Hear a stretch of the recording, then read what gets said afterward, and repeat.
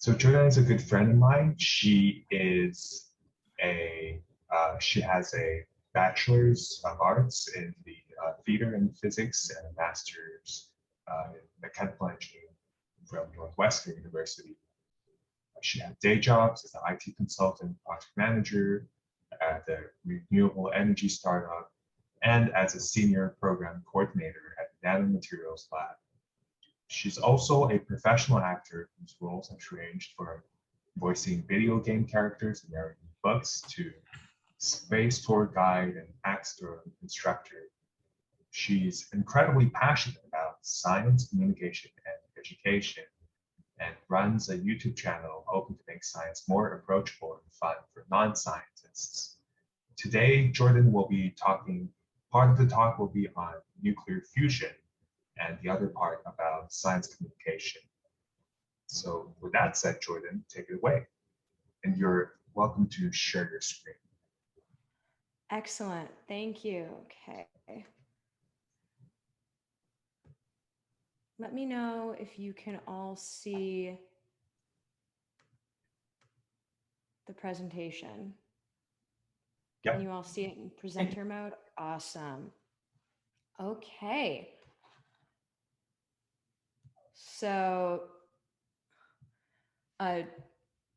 truly, I have no idea why they let me talk to you. I literally market my videos as having more costume changes than math. I do have a BA in physics, that's true, but really that was only because there was this pretty girl sitting next to me in my freshman physics class, and I dramatically overcommitted to the things I said to make her like me. It's what Stanislavski would call method, and what my college guidance counselor called overcommitting in a way that's dangerous to your mental health. But that pretty girl married me, so who's overcommitted now?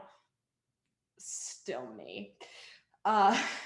So now that we've established that Celeste and Ben definitely know way more about physics than me, I should probably try to explain what I actually do.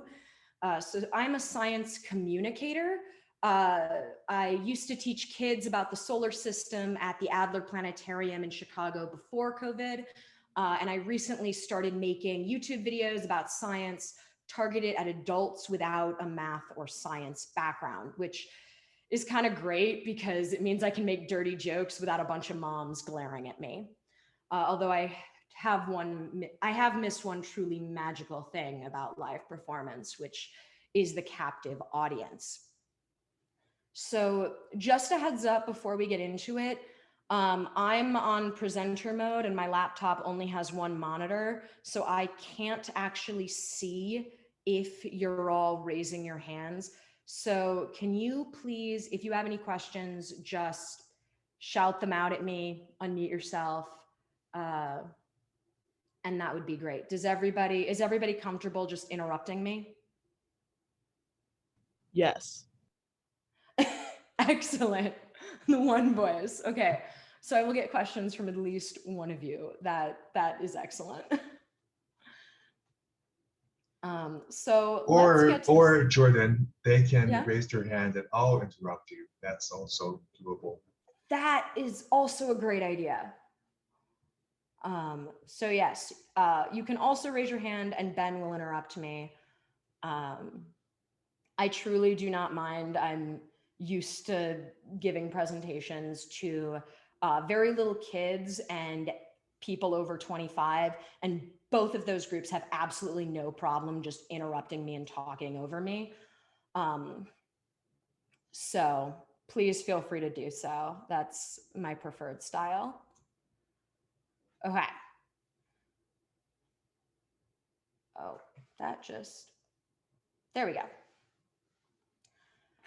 So stars spend most of their lives in a stable state called hydrostatic equilibrium. This means that the outward push of pressure is in balance with the inward pull of gravity. Balance is important to anything meant to be stable. It's like how all of you are careful to balance your academics with sleep, relaxation, social lives, which is why you're spending your summer vacation taking a physics class. It's funny because we live in a capitalist society where hyperproductivity is glorified and mandatory for the artificial success markers we've created. And burnout culture is so strong that we wear our lack of sleep as a badge of honor in the hopes that one day we'll be successful enough to deserve the respect and love we want. But deep down, we know that the goalposts will just keep moving forward endlessly. And no matter how hard we work or how little sleep we get, we will never satisfy the endless hunger for achievement, because in a world where human worth is only valued by what it can produce and how its production compares to others, how dare you take a break? Because then someone else will get ahead of you, since apparently we're all constantly racing against each other and just accept that as normal, since we're conditioned to believe that from a very young age. And so anyways, balance. Balance is incredibly important for stars if they don't want to burn out too soon. The brightest stars, blue supergiants, burn out super quickly in less than 20 million years, super quickly in a star frame. And their stellar winds are actually so strong, they push away their planetary disks. So these massive stars don't even get planets. Now, our sun, by contrast, is an average star in terms of size, but sustaining that balance of hydrostatic equilibrium gives it a 10 billion year lifespan, planets, even life, and several civilizations that worshipped the sun as a deity. So, you know, if you keep balance, maybe you'll have a bunch of civilizations worshiping you. Who knows? I'm not a solar physicist. So I just want to do a quick check-in. Does anybody have any questions about the concept of hydrostatic equilibrium? It's a very important concept that I want to make sure you all are on board with. Was that explanation okay? Yeah. Awesome. Thank you. Fun fact for those of you who are really into linguistics, either as just a side academic hobby or because you fell down a YouTube rabbit hole trying to anticipate student questions, the reason it's called hydrostatic equilibrium is because hydro means water, static means the same or unchanging, and equilibrium means like stable, in balance, not going to change. Although I guess there are unstable equilibriums, but never mind, ignore that. So that's why it's called that. You really don't need to remember the words, you just need to remember the concept. Pressure balanced by gravity. So the balance of inward gravity, outward pressure. You are probably all at least familiar with what gravity is as a concept. It's not really in the scope of this talk. So I'm going to be focusing on the mechanism providing the energy for that outward pressure, which is nuclear fusion. So there are two types of nuclear processes, or there are two types of processes that produce nuclear energy. Fusion is combining or fusing atoms to release energy. Fission is the opposite, where atoms are split apart to release energy. Now, if every atom was capable of doing both, we'd break physics and thermodynamics, which is, I guess, part of physics. Everything is physics. Conservation of energy is very important if you want a stable universe, but we'll get back to why both fission and fusion are a thing later. So how does nuclear fusion happen? How does it produce energy? Well, when two atoms love each other very much, I'm kidding, it's really just protons colliding with each other and getting lucky. The centers of stars are incredibly hot and dense, so the protons are moving around really fast while confined in an incredibly tight space. And when gravity gets a bunch of hot, sweaty protons moving around in a confined space, you're going to get some collisions. And with enough collisions, some of those protons are bound to discover a spark and collide with just the right conditions. But how do we know what those right conditions are exactly? And how does a proton even know if the other proton likes them back? asking for a friend. So has anyone here heard of quantum tunneling before? It's okay if not, I just want to see.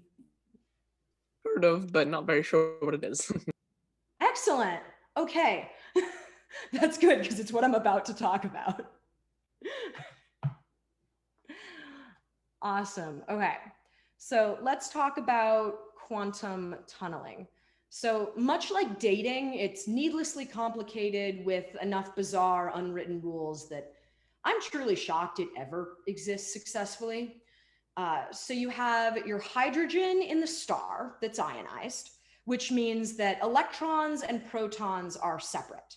The protons are the only relevant part of the conversation. So when we say that a star is full of ionized hydrogen, it's just a bunch of protons bumping around in a hot, dense soup, basically. So protons are positively charged, so they repel each other, like when two sides on a magnet get pushed together, or a pair of exes hate each other so much that they can't be in the same room at the same time, which is why we don't date our coworkers, Stephen. Anyway, so this repulsion is called the Coulomb barrier, which was probably named after some physicist with that same last name.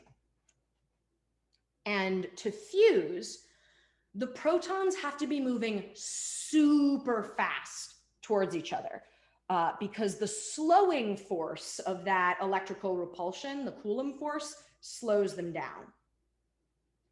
And so physicists like to think of it as climbing a potential energy barrier. They have to go really fast, close to each other, get over what old drama they went through.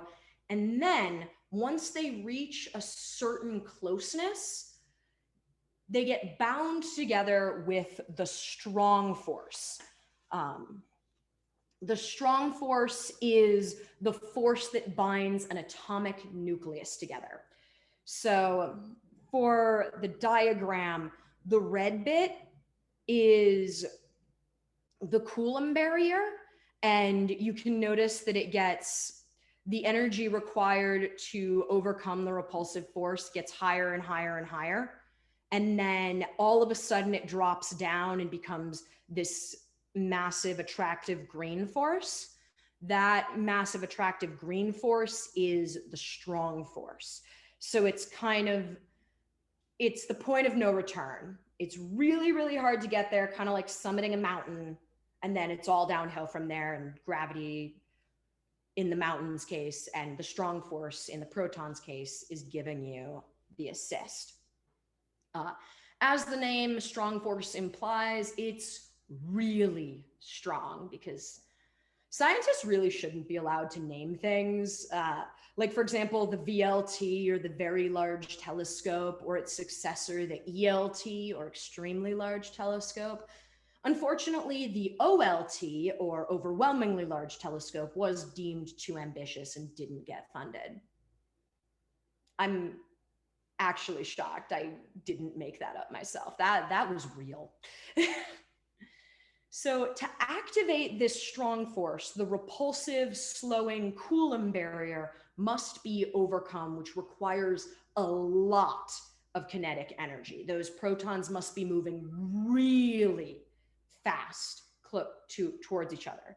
In the core of stars, the high heat and pressure means that the protons do have a lot of kinetic energy when bumping into each other, but none of that energy can even come close to overcoming the Coulomb barrier. So according to classical physics, protons should never collide. Nuclear fusion should not happen. Great, we're done. That's quick. Good talk, everybody. Except that stars do exist, and we're all made up of more than just hydrogen. So does anybody have any ideas of, since classical physics can't get there, does anybody know what physicists might use to explain why stars exist, why nuclear fusion happens? Quantum mechanics? Did someone say quantum mechanics? Yes. Awesome! Yes, that is exactly the answer.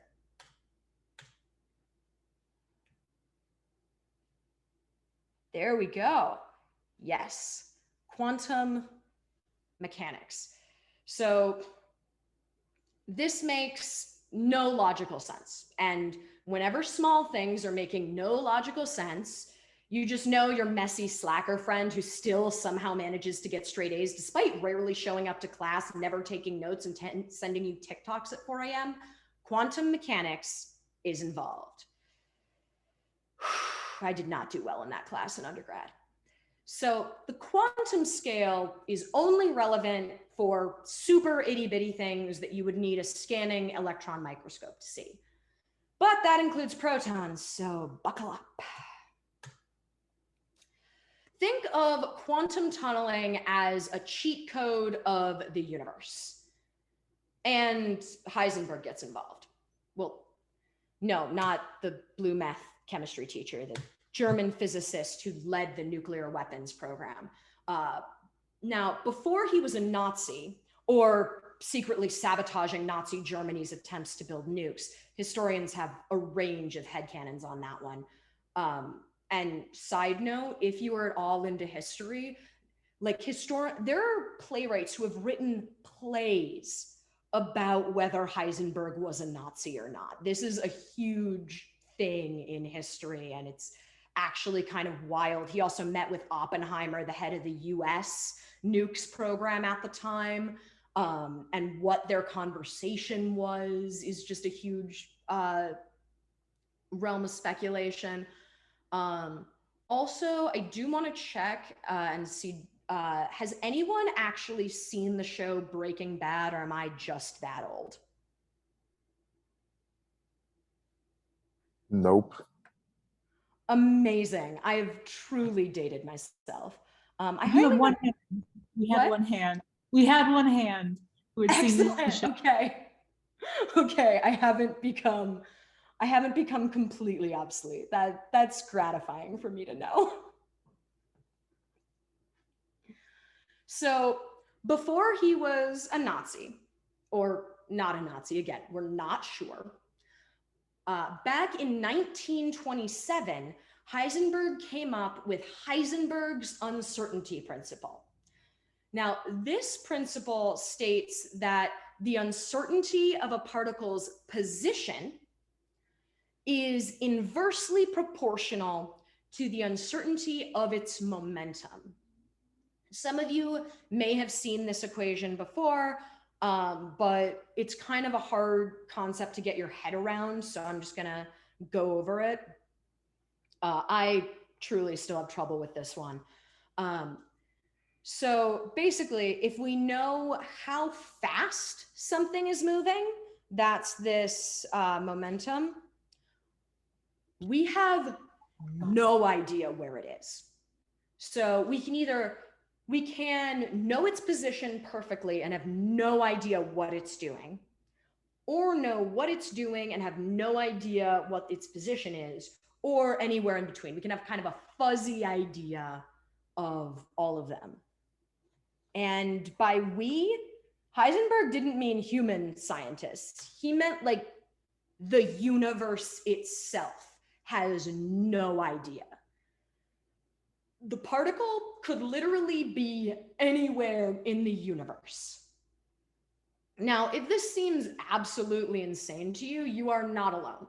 Even Einstein got upset about this and is quoted saying, "God does not play dice with the universe." But observations do actually support Heisenberg on this one. So I guess the universe likes to gamble on the little things. Another quick check-in. Does the uncertainty principle make sense? Did you understand that explanation? We can go over it more. It's a really brain bender.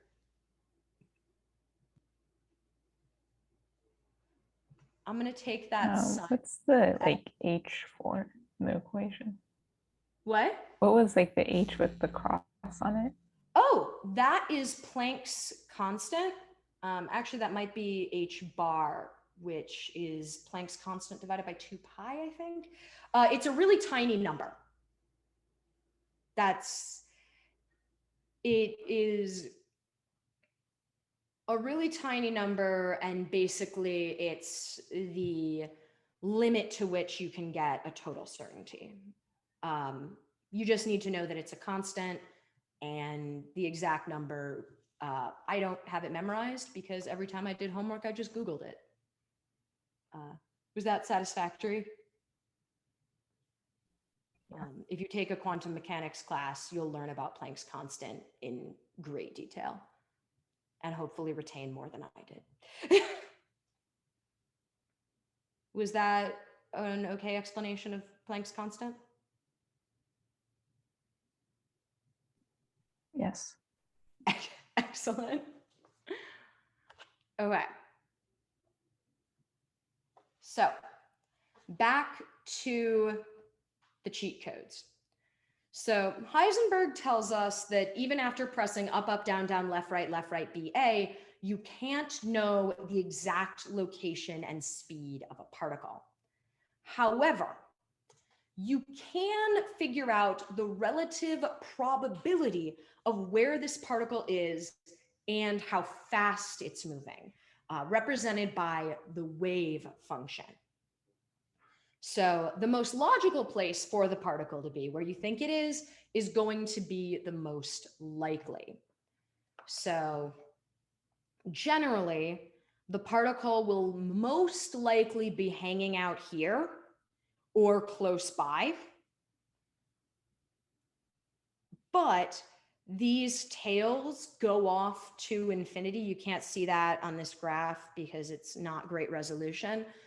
But way over here somewhere off the graph is the minuscule chance it is anywhere else in the universe. So particles don't have fixed locations. They're just kind of probably there-ish. So that Coulomb barrier is still there.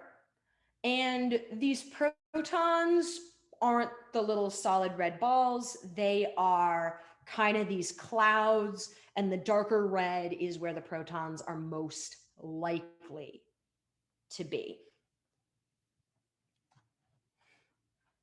So with the wave functions, we can tell that the protons are still most likely outside the Coulomb barrier of the neighboring proton.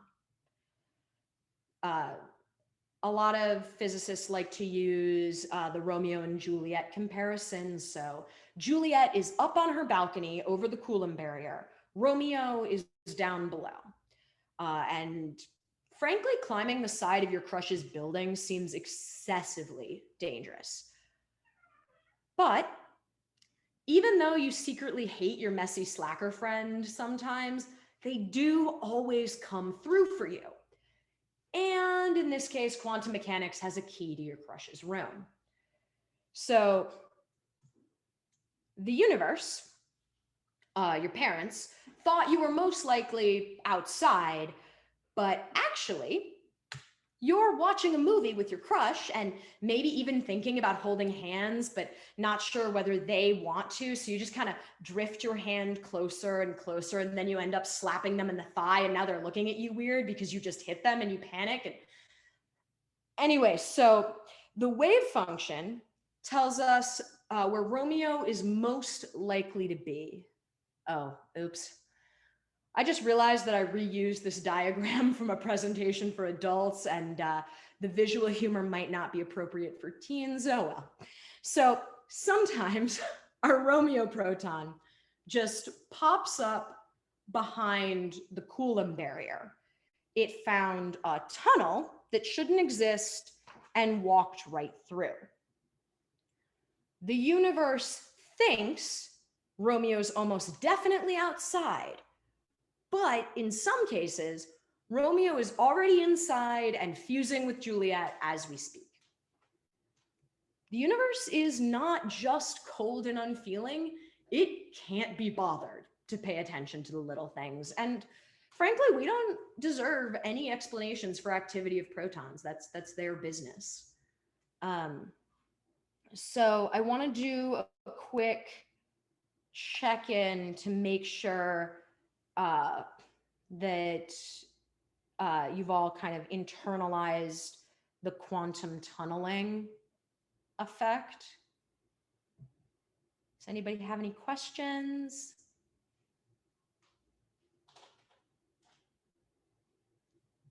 I guess I would just want to add that in our normal day-to-day life, we think about things definitely being here and definitely being there. And what Jordan is emphasizing is that in the quantum realm, everything is about probability of being in a position, not necessarily definitely where it is. So there's always a small chance that something weird is happening way down on the tail. Yeah. And because of the way statistical mechanics works, if you have countless of these little things that are all probably in a place, it averages out to definitely in a place, which is why you cannot walk through walls. So on the macro scale, things are still where they are. It's just on the micro scale that they're probabilistic. And I want to emphasize that the energy providing for all life on Earth is a fun niche effect of statistics. And that upset me when I learned it. So now we've used our tunneling cheat code, the two protons have combined and are bound together by the strong force. So we're done, right? Yeah, unfortunately, not even close. So next, one of the protons becomes a neutron because, surprise, one of the protons is fluid and feels like a neutron today, which of course the universe respects because duh. And the other proton fell in love with the particle, not the quark makeup. So we have a proton and a neutron that form deuterium, which is just hydrogen with a neutron. Then they invite another proton friend to hang out, also through the tunneling cheat code. So all of this is very unlikely, but it does happen often enough. Because, you know, 3 friends is better than 2, and it would be great if we all hung out. Well, apparently not, because the whole thing becomes really unstable, even though I didn't know it at the time because I thought we were all happy. Anyway, these 3 friends make up helium-3 because there are 2 protons, so helium, and the atomic weight is 3 because of that bonus neutron. So this helium-3 atom goes to a board game night with another helium-3 friend group because they want enough players for the homebrew D&D game that Neutron's been planning. And the 2 groups have a ton of fun together and decide to stick together and hang out all the time.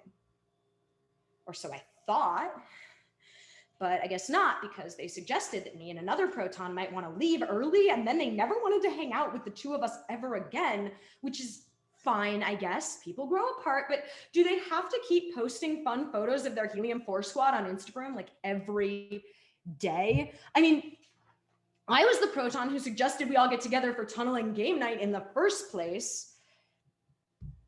Right, physics, helium fusion. So how does it produce energy? Well, when the proton and neutron invited their former bestie to the party, the combination released a gamma ray. That's light energy. And back when the 2 protons initially came together, before one turned into a neutron, a positron, that's this one, and a neutrino were released. So the neutrino doesn't interact with anything much, which is valid. We love our introverted neutrino friends. But sometimes it does actually change flavor and become a different type of neutrino because space is vast and the void gives you a lot of room for self-exploration. I asked my wife about this, like, why do neutrinos just change flavor sometimes? Because she studies neutrinos, and she just shrugged and was like, I don't know, space is vast. The positron, however, does create more energy because it generally goes off, finds an electron, and they annihilate each other because that's what antimatter-matter pairs do. And that interaction, that kind of murder-suicide, produces more gamma rays. So does anybody have any questions about the proton-proton chain? You do not have to memorize it. It's mainly trivia and to try to give you an idea that all of these reactions are a bit more complex than meets the eye.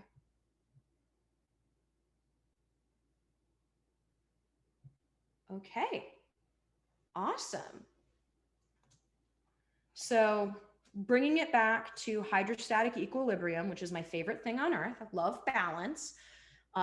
The energy produced by these hydrogen to helium fusion reactions provides enough outward pressure to balance out gravity. That keeps the star in the hydrostatic equilibrium and makes a bunch of helium at the core. So just to reiterate, all life-giving energy is a niche side effect of statistics. So stars are really, really big.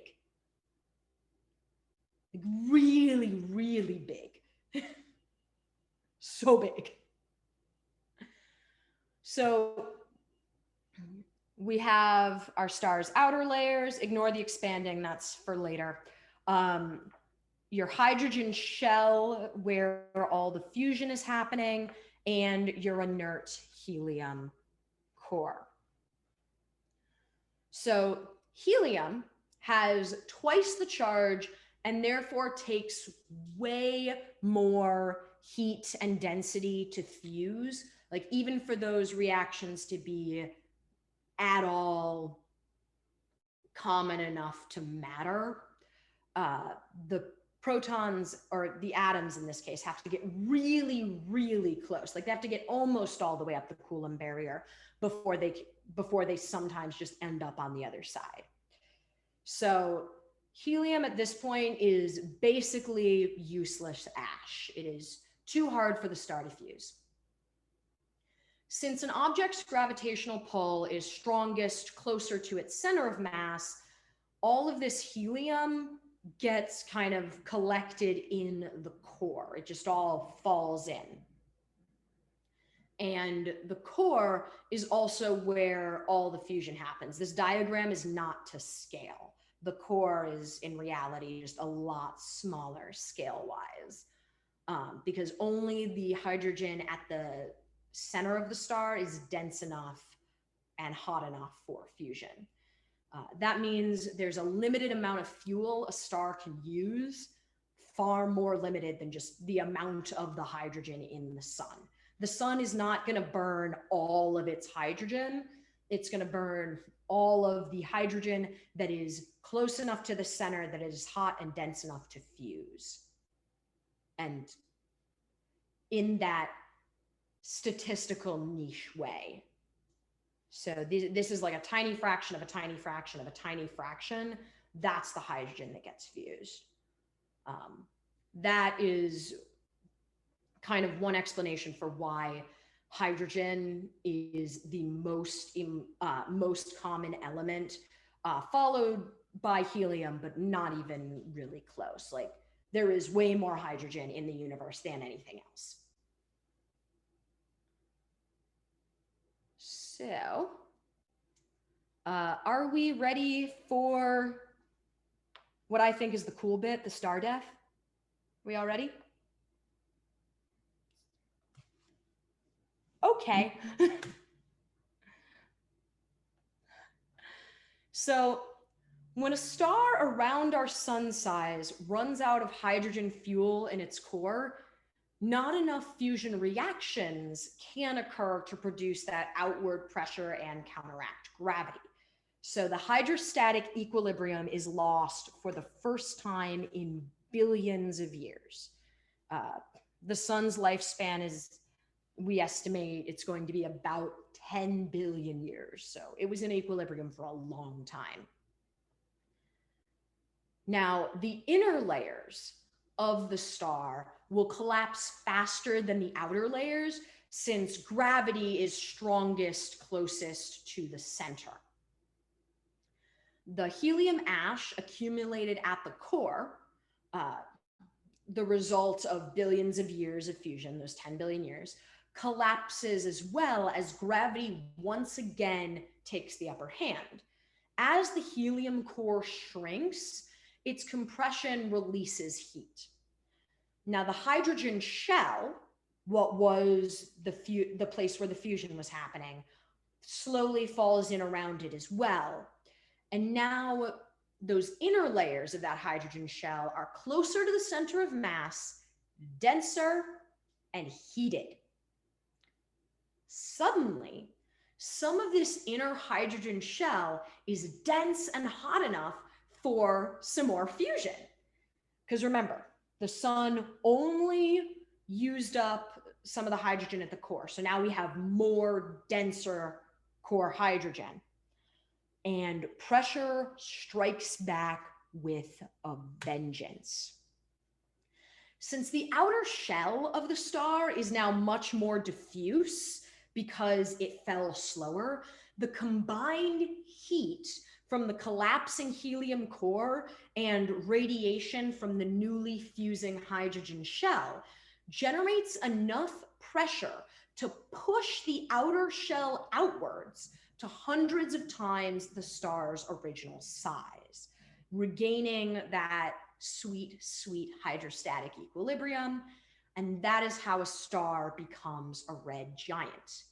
This will eventually be the fate of our beautiful sun, which will consume all of the planets up to or potentially including Mars. So if you're planning on sticking around for the next 5 billion years, maybe have like an escape route planned. The helium, I'm gonna play that again. Oh, I'm just gonna play it again because I think it's a really cool visual. The helium in the core continues to shrink until it's so dense, it's degenerate, so incompressible. It goes from basically gaseous to liquid. Not really, but that's how I like to think of it. Degenerate matter no longer has that pressure release valve, which brings balance to the force, because increasing the temperature doesn't expand the matter. So it cannot cool down. It is physically impossible for this dense helium core to cool down. So now we've got this dense, hot, non-expanding core getting heated from continued hydrogen shell fusion, and suddenly that helium ash isn't so useless anymore. Now I can't stop it. Okay. We need to talk about polyamory, specifically the triple alpha process. When two helium-4 atoms decide to have a tunneling board game night, that beryllium lasts for like a few microseconds before they add a third and make carbon, in a beautiful menage a trois, outputting enough energy to return the star to hydrostatic equilibrium. Fun fact, all life on Earth is carbon-based. So really, you could make the argument that polytriads are the natural order of things. When you make that argument, people will become upset with you, so don't. It's just a fun little thing I like to mess with people with. So For red giants with 1 to 2 solar masses, once this critical core temperature this critical helium core temperature around 100 million degrees Celsius is hit, a sudden massive flash of helium to carbon fusion takes place and can emit 100 times the power of an entire galaxy. Like, it is all at once runaway fusion. Now, the helium flash of runaway fusion only lasts a few minutes and never reaches the outer surface of the star, since all of that energy is just used to expand the core. Remember, this star is a red giant now. So this helium core basically becomes huge, but is still inside the red giant. So we don't see a massive explosion from it. Think of this as one last blaze of glory for a mediocre elderly star. Okay, calling our sun mediocre is kind of mean, but now, that was a lot of just kind of the process of red giants. I want to quickly check in. Does anybody have any questions about red giants or how that happens?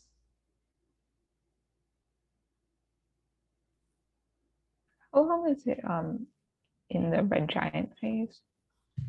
What? How long is it in the red giant phase for? That is a really good question. Hold on one sec. I am going to check Google. Hey, hun, how long is the sun in a red giant phase? So the last like stages of a sun's life Yeah. Are about 10% of its life overall. So we can say like, About 1 billion years. The red giant is maybe a little shorter than that. Yeah, because it's a white dwarf for a while. Yeah. That doesn't count. No more fusion. Okay, so white dwarfs don't count as alive? Yeah. Fair. Okay. So about 1 billion. Years tops. About 1 billion years tops. So red giant, a star's death, which includes the red giant, but apparently doesn't include the white dwarf, is about 10% of the star's life. So for a star like the sun, which will live about 10 billion years, the red giant phase will be about 1 billion years of that. Any other questions?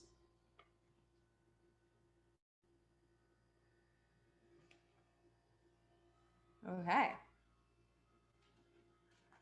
And if you wonder, do I always ask my wife for answers when I don't know? The answer is yes. Phoning a friend is the greatest, and people should do it more. So now that we've covered stars that are 1 to 2 solar masses, let's go to stars that are greater than 2 solar masses. So for stars greater than 2 solar masses, there's enough heat and density for helium to carbon fusion to actually start long before the helium core becomes degenerate. So rather than causing just this fleeting flash, the star transitions to stable helium fusion at its core and hydrogen fusion in a surrounding shell. This isn't the star being like, okay, I'm out of hydrogen, let's switch to helium. Let's see if we can do that. No, it's, these all overlap. Now, a hotter core does mean faster fusion, and heavier element fusion reactions actually release less energy than lighter element fusion reactions. So only giant stars can fuse anything past carbon. Let's talk about size. In this case, it really matters, but every size does have its benefits, and when used properly works just fine. Since this is nuclear physics, size is atomic weight, or an atom's total number of protons and neutrons together. Generally, elements with more protons require more neutrons, to keep all the protons glued together. You can think of neutrons in this case as like just, I don't know, Gorilla Glue or something. They keep the protons together. So generally, but not always, elements with more protons and higher atomic numbers do have bigger atomic nuclei. Not always, though. There are, especially when you get up to the really high elements, there are a lot of exceptions. So smaller elements with fewer total protons and neutrons, like hydrogen and helium, can fuse into larger elements to release energy. But even though the larger, more complex atoms are cooler, bigger isn't always better from a fusion standpoint.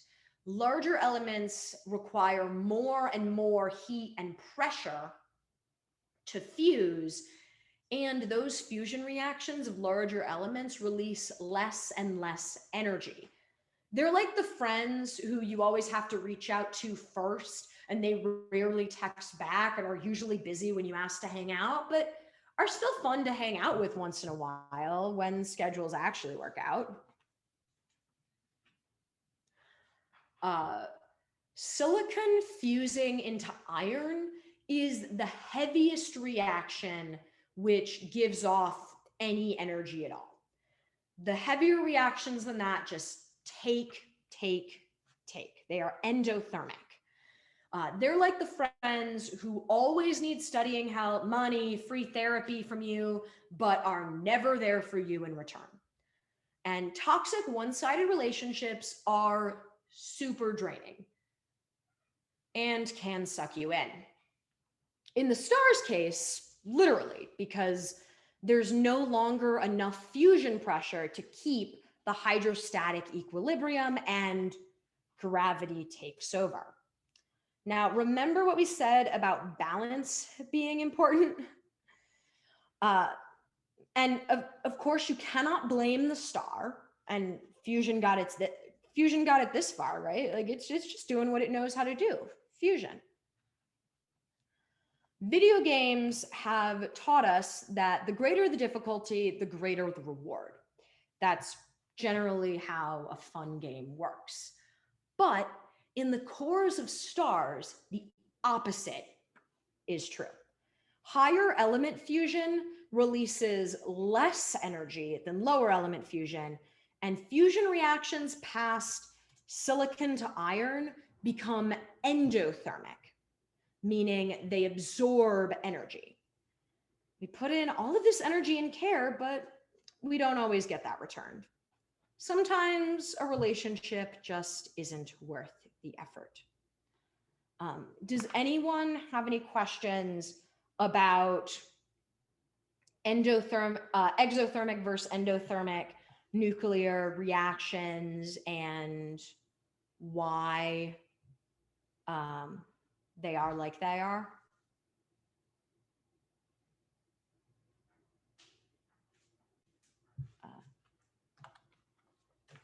I was actually curious and thought one of you might ask this question. So I asked the internet why iron was that kind of bottom. Like why is it iron? And it turns out nuclear physicists aren't sure. But it's basically that this is a very simplified version of the graph. If anybody's interested later, I can pull in the real thing. But basically, fusion energy asymptotically, not asymptotically because this is the real world, but functionally asymptotically approaches zero. Iron is just where it hits zero. So a way you can think about it is it had to bottom out somewhere. Might as well be iron. Just why not is the answer. So let's consider our blue giant star, anywhere from 10 to 25 solar masses. Fusing iron or anything heavier doesn't release energy anymore because those reactions are endothermic. They absorb energy rather than releasing it. our blue giant is still doing a lot of hard work fusing elements, but that work is no longer paying off, and the heavier atomic reactions just take. So, skip.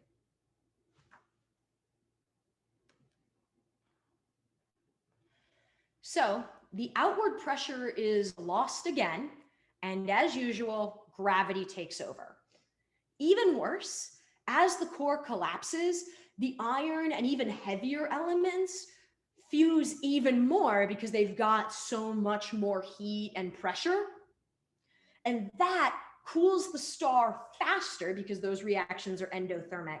And it's just this vicious cycle of rapid star collapse. So what happens when the unstoppable force of the rapidly collapsing outer layers meets the immovable object of an incredibly dense core? Any thoughts? Anybody think they know what happens?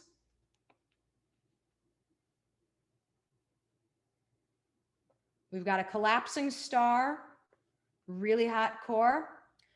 What happens when a car, oh. Sorry, it goes supernova. Yes. It goes supernova. The outer layers, there we go. The outer layers rebound outward. Think of a car hitting a wall and bouncing off. In a giant type 2 core collapse supernova, bright enough to outshine, one day I will get this PowerPoint to work, bright enough to outshine the galaxy they're in. So this is a supernova. It's a little overexposed, but it is brighter than its host galaxy. I really like this picture because the supernova is way over here, so it's really easy to see.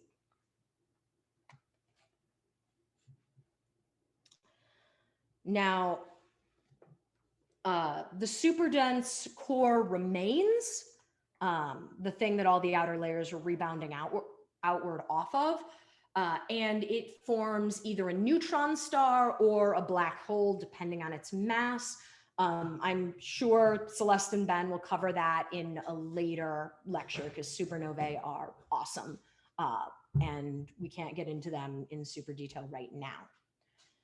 These supernovae explosions scatter heavy elements throughout the galaxy, and that is why you can find them on planets like Earth. So a lot of times people ask the question, well, if fusion reactions beyond iron are endothermic, why do those heavier elements exist?